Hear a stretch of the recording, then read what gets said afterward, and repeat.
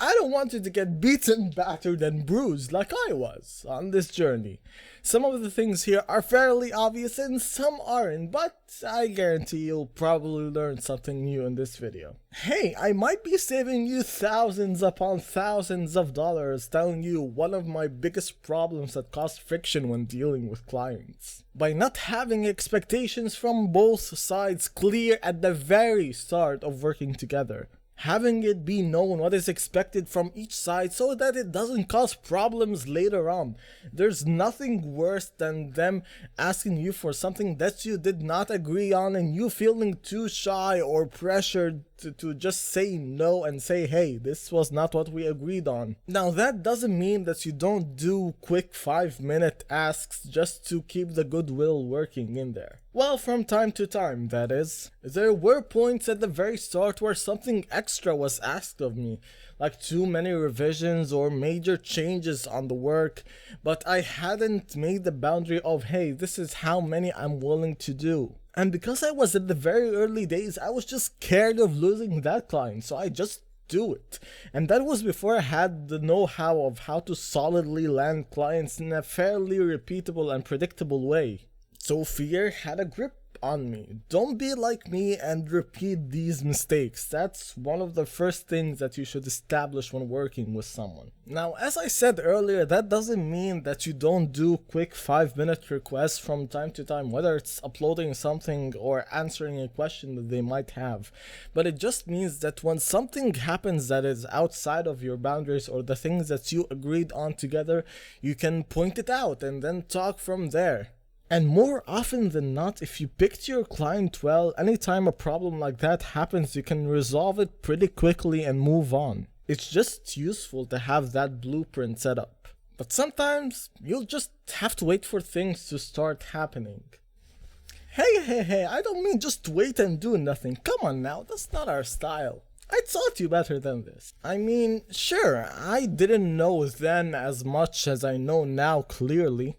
But things didn't change just because I waited for them to change. It just means that even if you're doing all the right things, you're pulling all the levers that you can on your inputs, your efficiency, and your effectiveness, success just takes time. There's no way around it. Firstly, because we just don't know what we don't know. I didn't know the outreach techniques that I know now, or the way to do it then that I now do know. What I do now is way better suited to my strength and abilities than what I was just flailing around and trying at that time. I thought it was all just about your skill and your ability, and didn't know that the other half is actually being able to market and sell yourself to other people. Secondly, because good things just take time, and anything that comes quickly also equally goes quickly. Sure, I may be envious seeing people upload a couple of videos and then blow up, or someone do a couple of reach outs and they land a high quality client.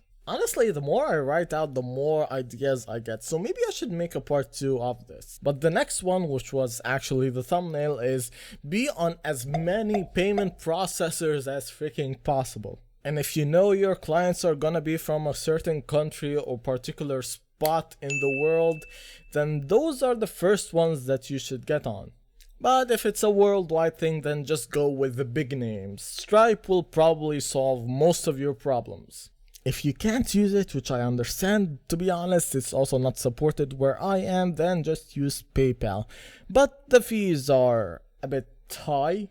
We can do a workaround of that by selecting the most important methods, so a bank transfer and being able to use cards. The best for general bank transfers has been Wise in my experience, especially if the people that you're dealing with are in the EU.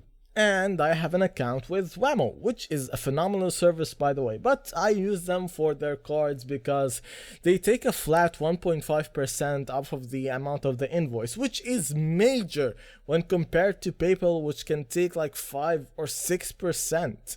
And that is huge. You'll find links to everything I say by the way in the description, so Just saying. Although, you can have as many payment processors as you want, but if you're not invested or you don't love the work that you're doing, then it doesn't really matter.